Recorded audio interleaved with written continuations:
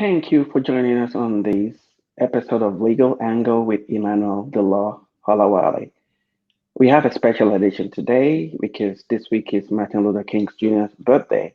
And also this week, we have the inauguration of the new president, President Joe Biden, and the first female, Black, and Asian American vice president in the person of Kamala Harris.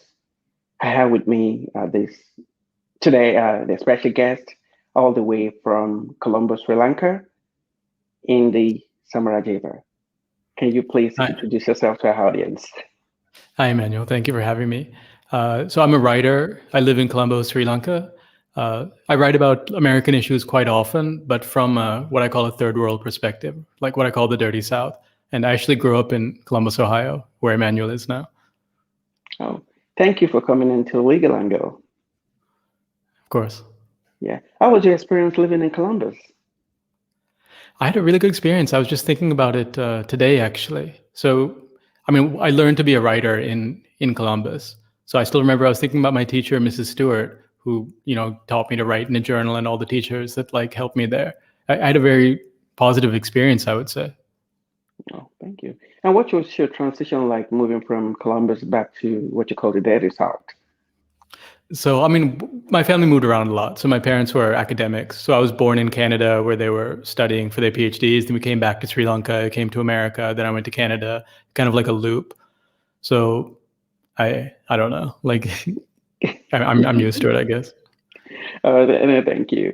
Indy's been very humble, modest. Indy is a very good writer. Is an intellectual and a deep thinker. Today we're going to be talking about, the legacy of Martin Luther King Jr. in regards to American democracy. In one of your writing, you tagged Martin Luther King, Rosa Parks, and the likes of John Lewis as the founder of American democracy. Can you Yeah. expand on that? So, I mean, let's look at what a modern democracy is. I think one thing people can sort of generally agree upon is that a modern democracy is one person, one vote. So America did not have that until 1965. Sri Lanka, for example, had it in 1931. I think there's about 55, 56 countries that had it before America. What you had before was a sort of, marketing idea of democracy, but you didn't have real democracy. Your founders were your official founders were a bunch of rich white guys that didn't want to pay taxes. At the time of founding, only about 6% of people could vote.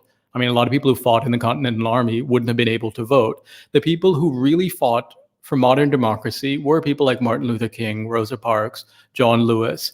Those were your founders. And I think that's shocking for Americans to hear because, that means that your founders were Black. Mhm. And in that vein too, you said American democracy is still very young. So because of that, America is going through the upheaval America is going through now that young democracies go through. So, I mean, what happened in the third world is when you get a democracy where you have one person, one vote, you kind of realize that, hey, maybe like I don't want to live with a lot of these people, or you get one group of people that often tries to like take power over the others. And that's happened in Sri Lanka where the Sinhalese, which is my race, tried to screw over the Tamils, and now we're trying to screw over the Muslims. But that's happened like all over the third world where people use race, or they use religion, or they use whatever to try and sort of game the system of democracy. And I think and it seems to happen, it's happening to America pretty much on schedule. We had our real upheaval coming about 50 years after we started, after universal franchise. And America's happening, about, I guess, a bit more than 50. But America's happening at about the same rate. And I would say Trump is your first white president. He's the first, I think Jamel Bowie or someone talked about that. Not Jamel Bowie. Sorry, there's another writer who talked about that. But he's the first one who's ran explicitly on white supremacism, which was kind of the default in America before. Yeah, and like from what you said, if Martin Luther King, the likes of Rosa Parks, and John Lewis, the founders of American and modern democracy in America. It seems about 50 years after they founded it, that's when we're able to get the first Black president. And about 60 years afterwards, or 55 years afterward, now we're having the first African American Asian vice president. So really, so because we now have one person, one vote, and when Black people actually comes out to vote, you can see the shift in power structure. And I think according to you, that I mean, that's what the problem we're having right now, because essentially black people can now gain power, which they've not been able to gain before 1965. Yeah, I think a lot of white people are uncomfortable with that. This guy Anand Giridharadas talks about how, like, after desegregation, in a lot of white communities, rather than sharing their public swimming pool with black people, they just drained it and let those pools be destroyed. And I think that's kind of a metaphor for America. Like, a lot of white Americans would rather literally destroy America than share it with black people. Because most white people voted for Trump. If black people hadn't turned out, if like Asians, if Hispanics hadn't turned out, Trump would have won. Like, he won a majority of white voters. Yeah, you did. And you said something about the minorities, the way the world is right now. We call brown and black people minorities, but as it is, it's the flip side. Yeah, exactly. So I mean, like, you and I, like, we're not minorities. Like, there's if you look at people that look like me, there's like nearly 2 billion people that look like me. I mean, like, there's hundreds of millions. I don't actually know the population of like Pan Africa, but there's like hundreds of millions of people that look like you, and yet they call us minorities. That's only based on these sort of colonial borders they set up and that they enforce through, like, violence. But if you look at the world, like, we are the world. Like, the world looks like us. It's not unusual. So it's not crazy that, like, we're starting to, poke into America. I mean, look, they came and settled there. So I think it's quite fair that, like, whoever we are, we can go and settle where they settled. I think the world is ours. Mm. Yeah, and what will you say to people who says that you're just trying to rewrite history, inserting black people where they don't belong, just like we do with period movies and remake of old movies? What will you say to people like that? Putting black people where they don't belong. Look, man, I think so.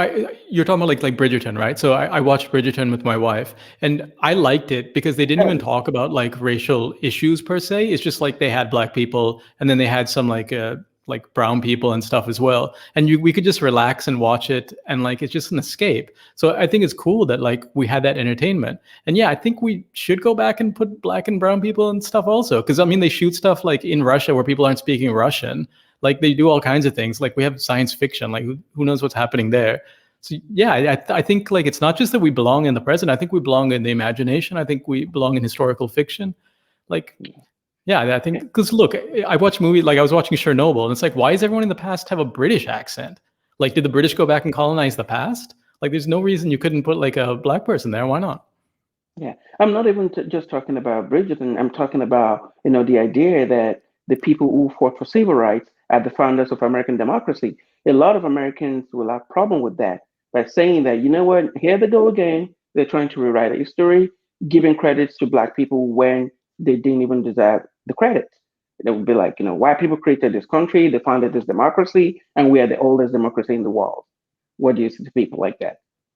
Look, I say that's a myth. Like, just go back then, fine, explain to me what democracy is. It's one person, one vote. If you got 6% of people voting, at your founding, yeah, you could say you're kind of like a Greek democracy, but those were slave states. Like, those are where you had a minority of people who like owned other people, which is what you had also. It's not the land of the free if people enslave other people. And, that's something I had to wake up into also. Because growing up in America, like, I grew up with that story. And the American story is, Americans like wrote freedom.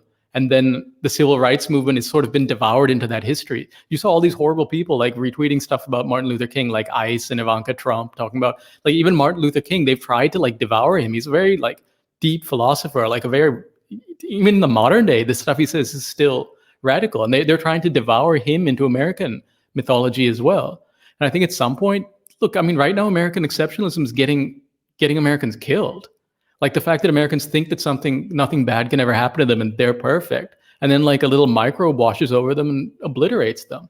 And that's American exceptionalism getting them killed. So I think you have to like take a look at your history if you want to, be better people. And I think the black people around you, immigrants, they know damn well like what America is. They could tell you.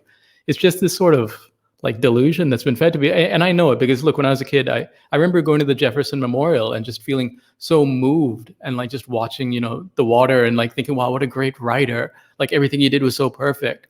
And then it was only later that I realized like, wait, like he like raped someone that he enslaved.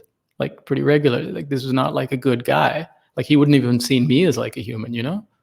Like and that's a hard realization to come to. It's something I've gone through myself growing up in America. But you know, like I think Americans need to do that if you want to grow.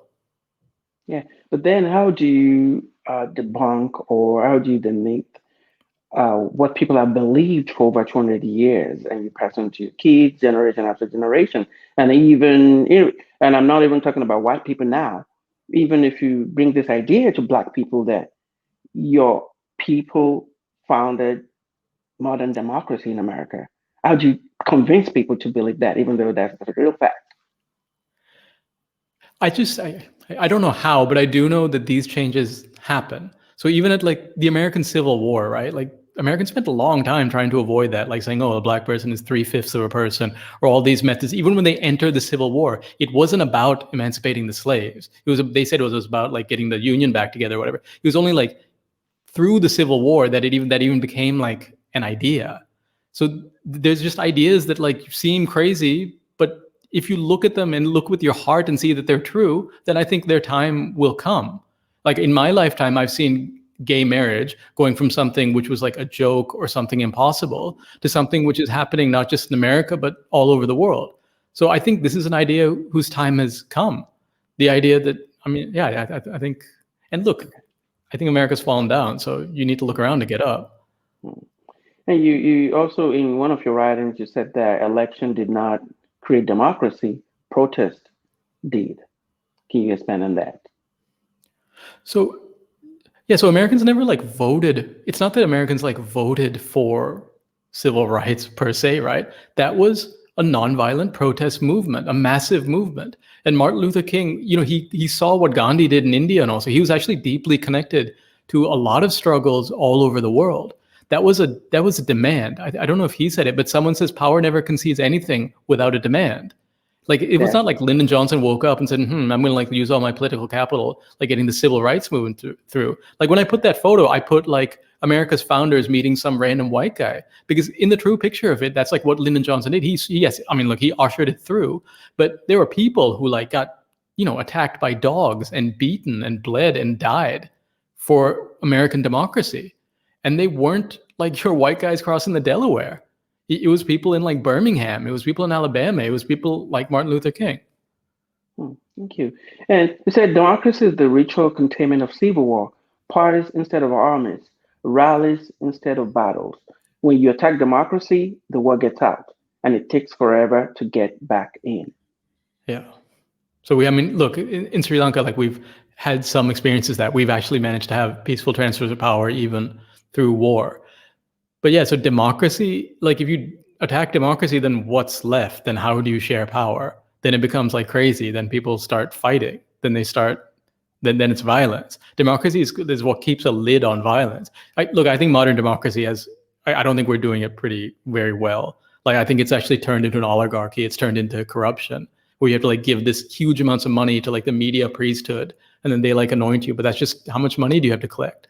Like this in America, it's even worse than here, I think. And I think we need to maybe look at, personally, my idea is I think democracy, we need to start looking at more like jury duty.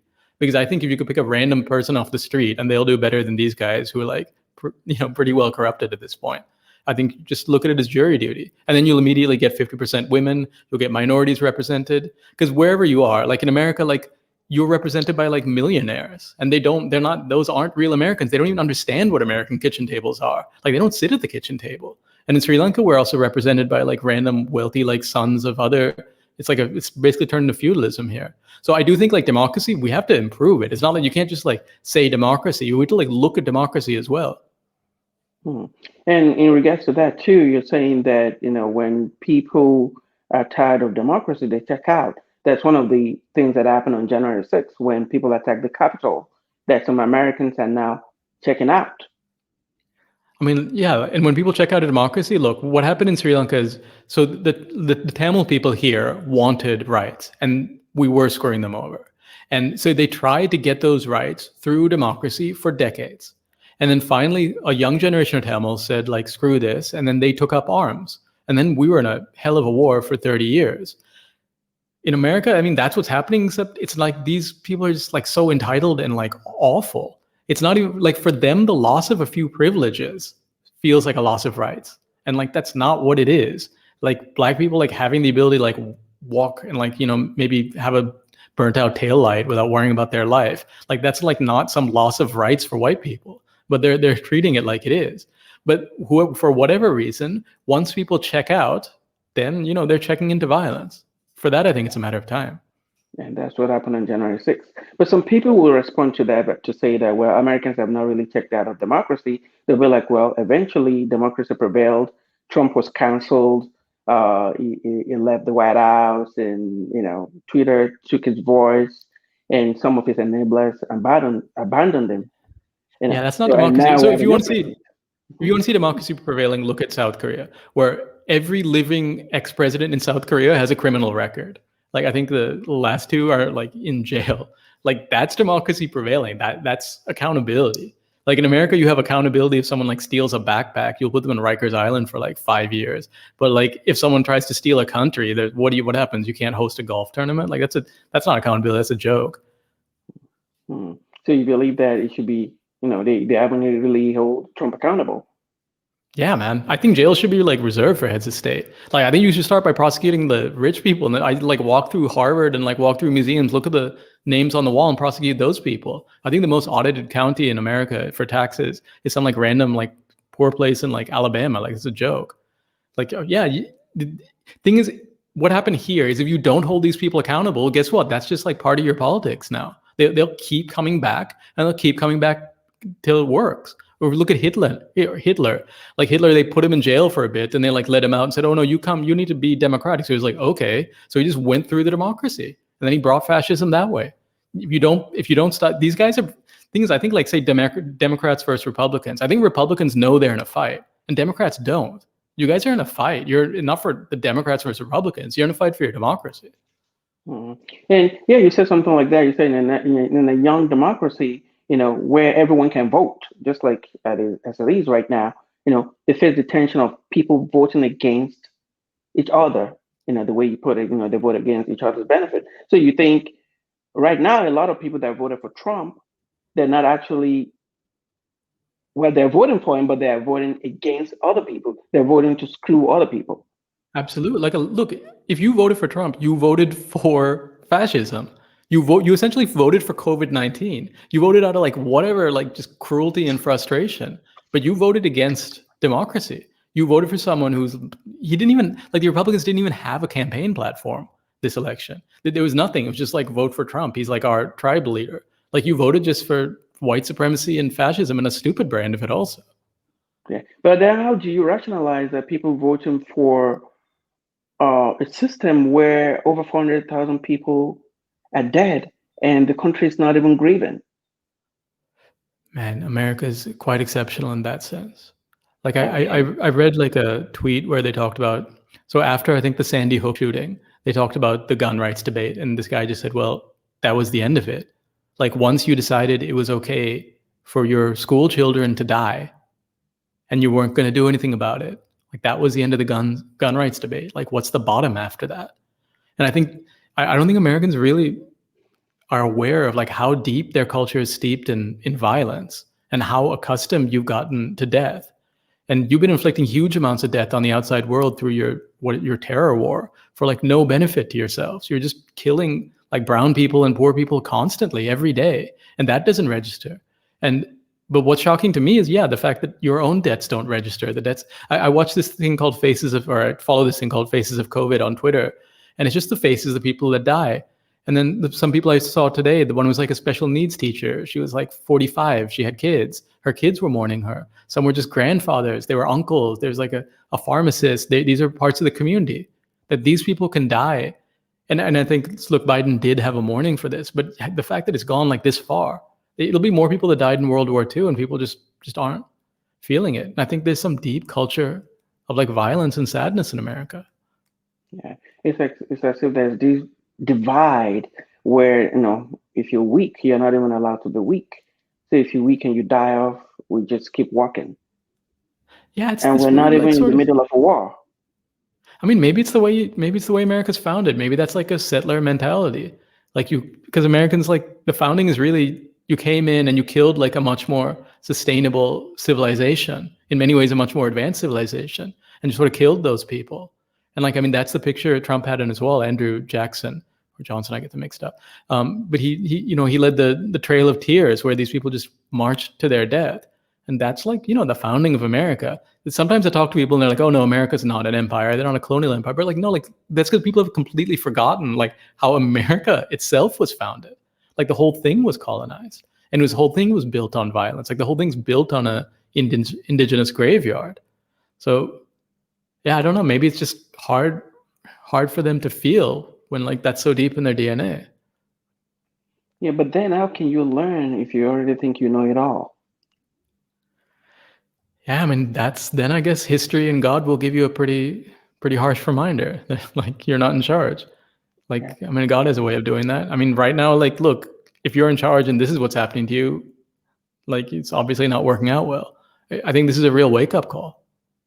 I think every American should be able to wake up from this. Unfortunately, it seems like a lot are just going to die in denial. And with the new president being installed this week, what do you think is going to be? What do you think some of his challenges are? So, I mean, the challenges people faced after like the coup in Sri Lanka was that essentially the government is destabilized.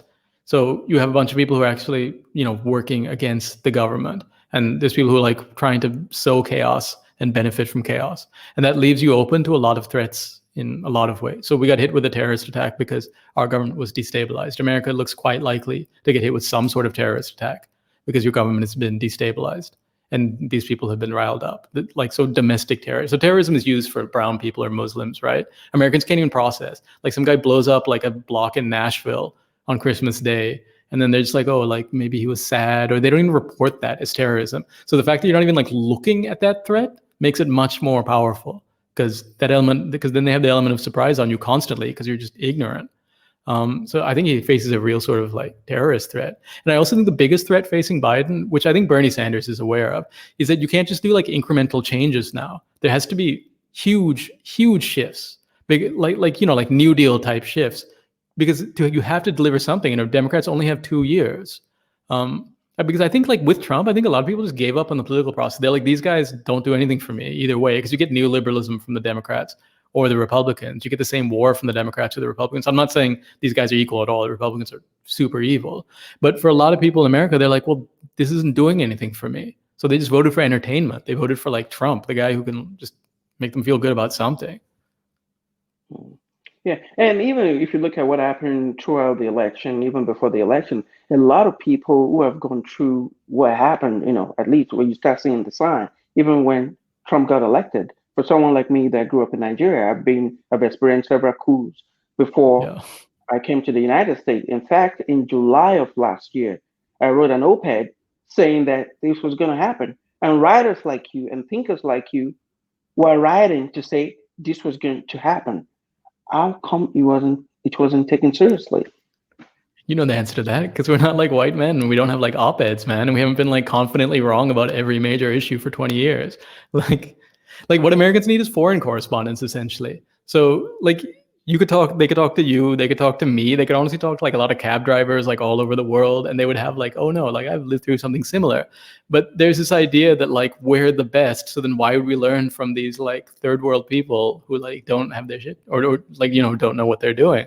And like maybe so like yeah, I think now it's time for America to learn from the rest of the world, to join the rest of the world, because it's not just that I'm not saying we're like naturally smarter than anybody else, but it's just we all had different experiences, and America's a younger democracy, so they could learn from their elders. But yeah, I think why didn't people take it seriously? Because they're living in like the American dream, not the American reality. We're living in the American dream and not the American reality. And the American reality right now, in one of your writings, you said the modern image of America is a car in a bread line, the perverse juxtaposition of seeming prosperity with actual poverty. How do you reconcile? How do you reconcile that? Yeah, I find that crazy because someone was talking to me on Twitter, and then it sort of emerged that they were living in their car and they couldn't be with their child because they were essentially homeless. And then my wife was telling me like, yeah, like that's crazy. Like they're on Twitter, but they're homeless. You know, like what was just, I don't know, something happened there where like you just traded material goods for, your lives, for your spiritual lives as well, I guess. I don't know how I reconcile that. I think that's just sort of the deal America made.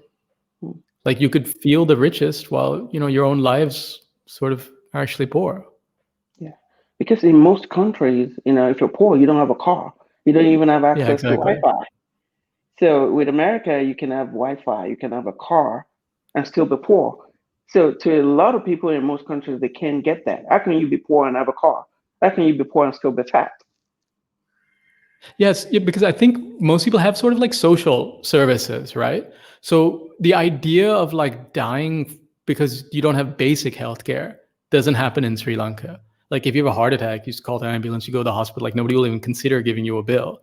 Like America obviously would have like better like high-end healthcare, like if you have some rare cancer or whatever. There's obviously more technology and stuff thrown at that. But we have enough technology to deal with, 95% of like ailments and so on. So that doesn't factor into our thoughts of like being rich. Whereas in America, to be comfortable at the level like anyone in the third, like most people in the third world are, you have to be like rich. You have to be a millionaire to be protected from like health issues, or to be able to just like basically get around, or to be sort of like safe and like healthy and alive. It's because Americans are, everything's become like personal. You have to do everything yourself. So that, I guess that, yeah, you get some more better personal goods, but you don't have any social goods. Yeah, that's a term we call toxic individualism.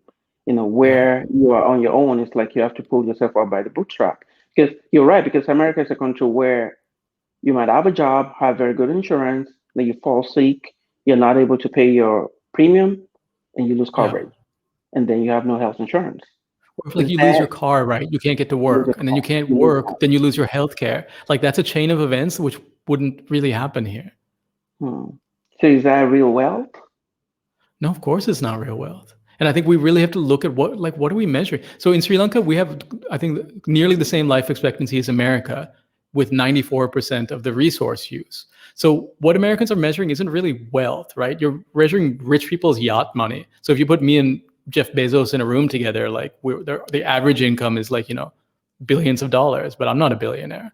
Like what Americans are measuring, what they call wealth, is actually climate change. It's actually exploitation. It's actually, the end of the earth as we know it. And I think so I don't like GDP. I think GDP, we need to do something else. Like I think we should have ZDP, which is zero domestic poverty. Like if you're not a rich country, if you have poor people, like that should be the metric. It should not be how rich our richest person is, but how rich our poorest person is. That's how you should measure. That's how you should measure a country. Because if you have poor people, then I'm sorry, but you're not a rich country. And like that should be the priority. Like health, like happiness, like you don't need that much money to be happy. There's this idea that like you need millions or billions of dollars, and you don't. You need like, a decent relationship with the people around you, and like decent food and health. And that's something Americans could do. It's like they have all the money, but they just can't figure out the real problem. When you talk about, you say when in modern democracy, people vote to against other people's benefit. I can use the word that you actually used.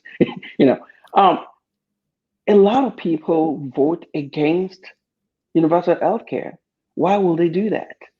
Even though everyone is going to benefit from it, whether you're black, green, blue, or purple, why would anyone vote against something like that? That's going to benefit everybody. Yeah, that's just, America's full of crazy stuff like that. Like, why would you like want assault weapons everywhere? And like, why would you want your children shot in school? Like Sri Lankans, if anything happens to our children at school, we completely freak out. Like, why would you? So like health, I think if you poll, even if Fox News polls people, a majority of people do sort of actually want universal health care. But then they're living in this sort of mythology where like, I don't know, this is some like that's like become like a tribal affiliation. Like we just don't believe in that, or we want people to like. And I think the problem with class consciousness, of course, is like anybody who's in a lower class actually doesn't identify with that class. They really identify with where they want to be, which is the class above. So Americans, maybe when they vote, they don't think of themselves as like being, actually poor. They think, oh, I'm about to be rich. Like I'm about to be a millionaire. So they vote on that basis. They vote for like tax cuts they'll never get, you know? But to be honest, I can't explain it. Like, I think it's just pathological to vote against. It's like Look, people in are, Sri Lanka, we regularly, like, that's what we vote for. We vote for like free stuff. Like, people visit us, we're like, what can you give us? What can you give us? Like, that's how we vote. Like, Americans actually just, it's what the Republicans have done is amazing in terms of propaganda. They've just gotten people to like vote for like propaganda and like entertainment while like literally robbing them. wow. And you said something about that, about, when you're in a game with people, it doesn't matter what rules of checkers are if your opponent flips the table over. Yeah. And according to you, with that metaphor, you said that's what Republicans are doing right now. And Democrats are trying to win elections, Republicans are trying to overturn them. Yeah, so the thing what the Republicans are doing is actually going back to what America is founded on, which is voter suppression. So when Trump and them talk about counting legal votes, what they really mean is, legal votes pre-1965. So legal votes pre-1965 wouldn't be black people, even if it was on paper. You're totally within your rights to like lynch them for trying. That's what they mean. And they mean like, and if you counted those votes as in America pre-1965, then yeah, Trump would have won. And that's what they mean. So they're trying to like change, and this is what the Greeks did with ancient democracy as well. You just define certain people as non-citizens, and that's the best way to like take power. And they still do that in the Middle Eastern states, and in like lots of places. Even Sri Lanka's done that as well. So what Republicans are really trying to do, and that's what their whole thing about illegal immigration is. So for stuff like, if illegal immigration is a thing, then how did you get there? Like, your guys didn't, like, your ancestors didn't apply for anything. What they really, and if Republicans talk about this openly, they say, oh no, those people will become Democratic voters, so we don't want them. So it's actually just all part of like voter suppression. They're trying to change the idea of like what a citizen is to control power. And America's actually built around that. The Electoral College, the Senate, that's all based around, white supremacy. And it's based around cementing that minority power. And that is a process of discovery for me. But if you like look at it from the outside, like it's some alien civilization, it's obviously built like that. So essentially, what you're saying is that they're trying to reverse the gains made by people like Martin Luther King, Rosa Parks, and those that fought for the modern democracy. Oh, absolutely. They're trying to destroy America as a democracy, as the democracy that was founded in 1965. They're trying to roll back your actual founding as a democracy and take it back to a white supremacist fascist state, which it was for most of its years. Yeah.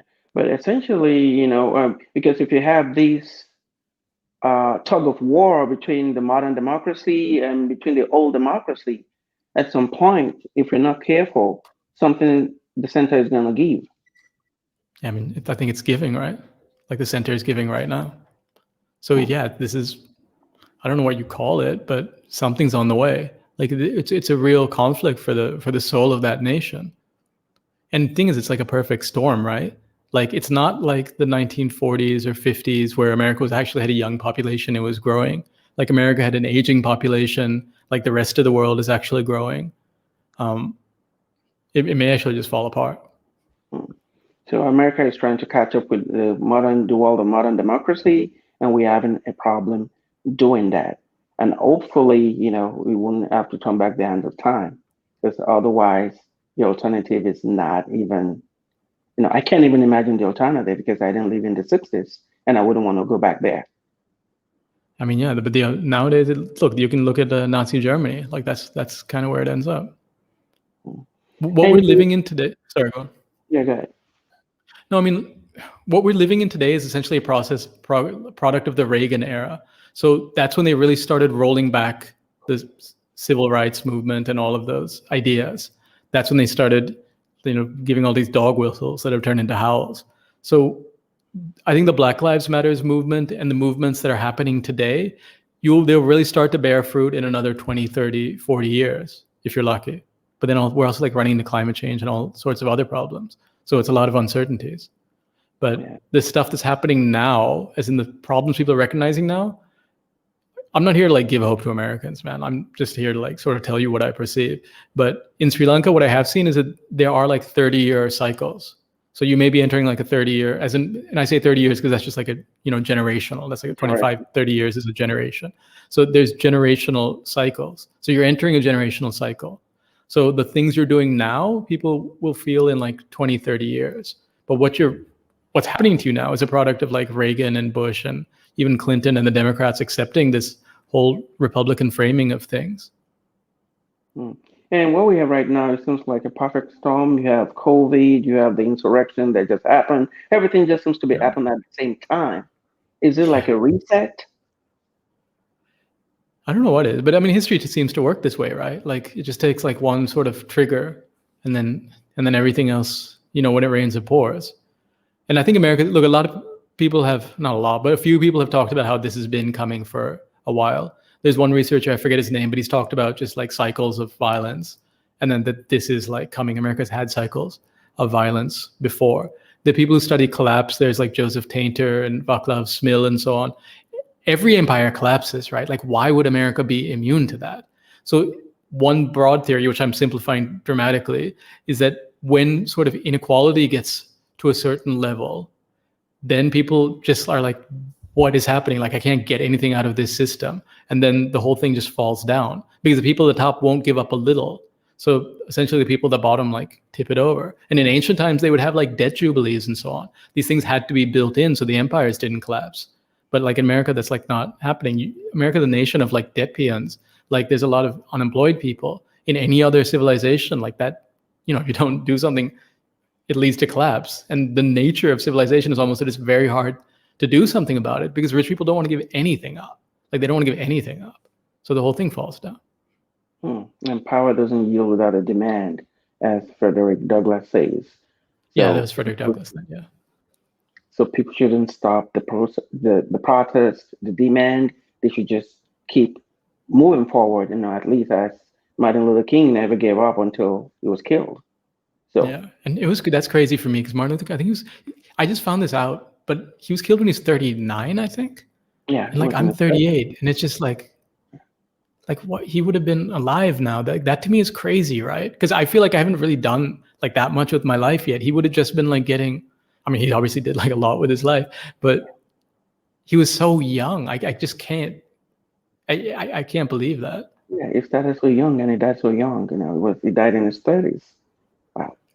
Yeah, it's crazy. And like, just what a loss. Because he was, to me, him and Frederick Douglass they're the American philosophers, right? They're the ones who actually like expanded, like Martin Luther King's. So people think Martin Luther King is just like, or I don't know who think, maybe some people think he's just like like an American civil rights person, but he really wasn't, right? He was part of really global thought.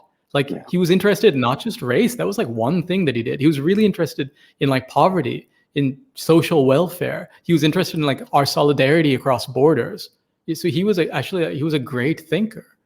And Yeah. just that they put a bullet in his brains, just horrifying. They martyred him. And talking about the idea of minority and who is a minority and who is not, you wrote something that I found that is profound. You said the very idea of a minority is based on a power relationship, but that power relationship is changing. Yeah. What do you So mean by look, if that? you're a minority, so if you and me got together, right, and then we just got in a room and we had one other white person there, we could say you're the minority. And then if we, stood with guns outside the door and stopped any other white person from coming in there and let only people like us in, then they would stay a minority.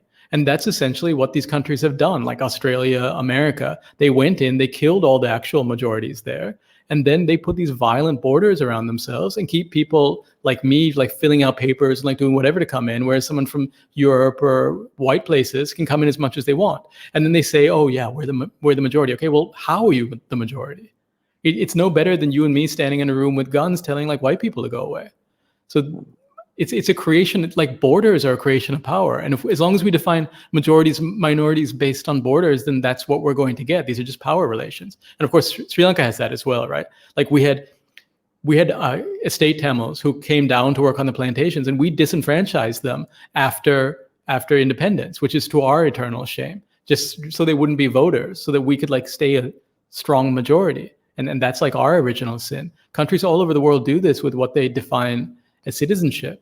But I think we have to start like what Dr. King talked about, which is we have to start looking at international solidarity. And if you look at things where we're together internationally, then nobody's a majority. We're all minorities.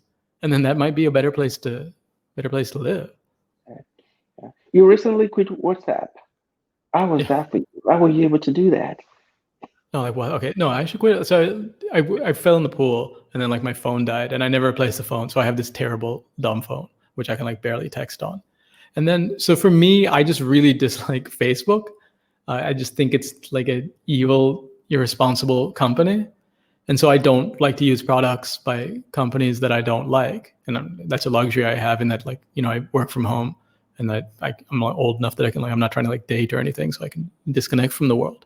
And so I just stopped using Facebook products, and then WhatsApp was the hardest one to do, because WhatsApp, you use for a lot of stuff, like it's a utility. Like my mom was mad at me for leaving WhatsApp. My wife was annoyed because like people would contact her to like talk to me. Like WhatsApp is actually hard to leave. But dude, I trust Facebook as far as I can throw them. So I don't want to like have anything to do with them. Wow. What would you say is the lasting legacy of Dr. King and the likes of him? I think Dr. King has two legacies. I think one is that the American mythology has like really tried to devour him and tried to make him part of their like story. But I think, you know, I'll say like Jesus, where like his core rebellious message, his core radical message of love and care for the poor and just care for other people, and the golden rule, and just treating other people like you want to be treated. I think to me that's a very Christian message, and that to me has been his legacy. But just like Jesus, just he's also been like devoured by the American state as part of their mythology, and that's part of his legacy too. Thank you. I wish I could be like you and quit Facebook and WhatsApp, but hopefully, it's No, like man, an I'm not saying I'd recommend it. It's like it's where I'm at in life, right? Like I'm and quite happy being a hermit. Indeed, thank you so much for coming on Legal Angle. This has been a wonderful time just, talking to you for the past 40 or something minutes. I really appreciate your time. Thank you, Emmanuel. Good luck with everything. And Okay. shout out to Columbus, everybody in Upper Arlington. And for those of you watching us right now, thank you for joining us on this episode of Legal Angle. Until next time, stay safe.